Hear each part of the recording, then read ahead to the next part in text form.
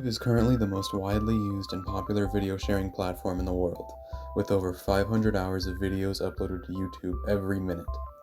Since its creation in 2005, YouTube has remained as the undisputed go-to platform for uploading and viewing videos on the internet, with competitors like Vimeo continually being unable to challenge YouTube's dominance over the internet.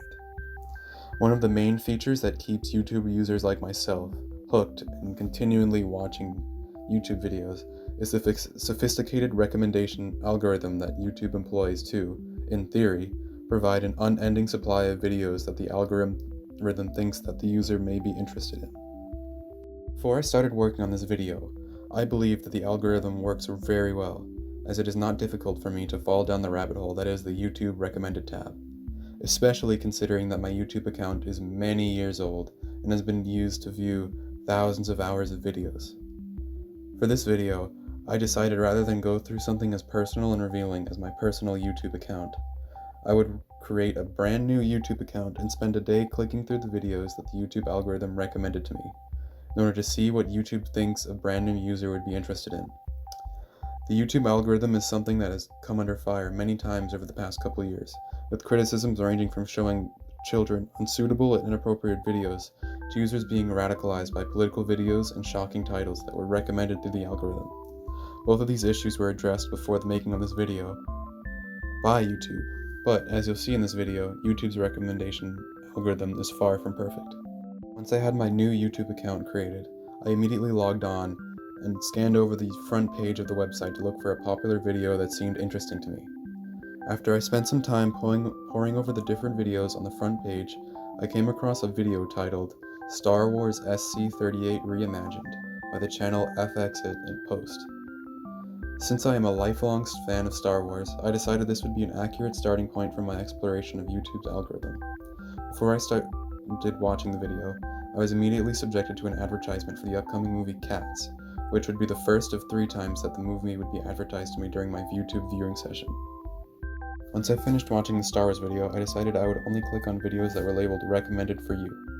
The first video labeled this way was titled Top Upcoming Action Movies 2020, in all caps, of course, which was an almost 40-minute long compilation of, obviously, upcoming action movies coming out in 2020. I didn't have the time nor the patience to sit through all 40 minutes of that video, so I quickly scrolled down to find more recommended videos. Somehow, after only watching 2 videos, YouTube thought I would be interested in something completely different from Star Wars and upcoming action movies, and recommended me videos like The Most Expensive Mistakes in All History, or Deep Sea Discoveries that show huge ancient cities that exist on the ocean floor, and, of course, the first ever deep sea alligator food fall. The videos being recommended only continued to become stranger and stranger, as the next 2 videos recommended to me were about the paranormal, with titles like 5 Mysterious Creatures Caught on Camera and 3 Ghost Sightings at Disneyland.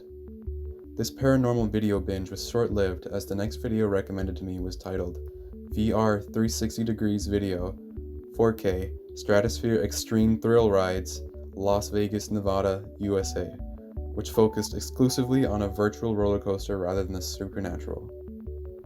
The videos started to become less and less interesting to me, and after spotting a rather concerning video about the lives and partners of the child actors from Stranger Things, I decided I had had enough of this rabbit hole and went back to the home page.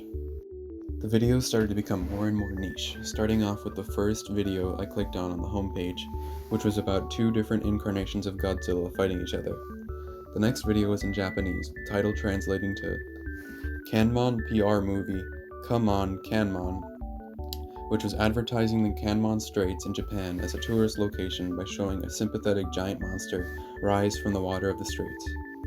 The videos only continued to become more and more bizarre, with one being about learning colors using characters from the movie Cars 3, and another having a very weird title, asking, was the moon landing fake? Yeah.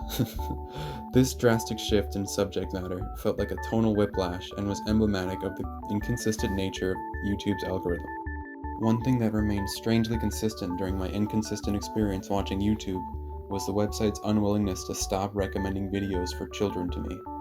I'm not sure if I should be offended by this, as YouTube apparently thought I was a small child and would not stop recommending videos related to things popular with children.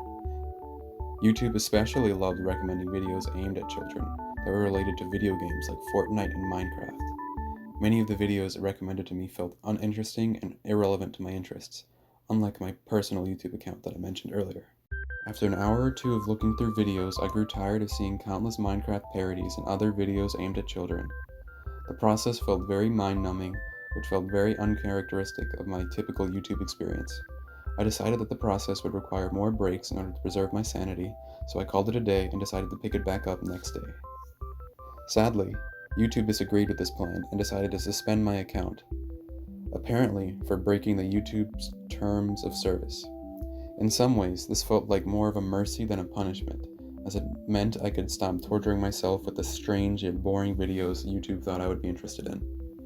Despite it feeling like a mercy, the fact that my experience ended much earlier than I had hoped meant that it would be difficult to come to any conclusions of the state of YouTube's algorithm without much data to pull from, aside from exploring personal anecdotes and opinions.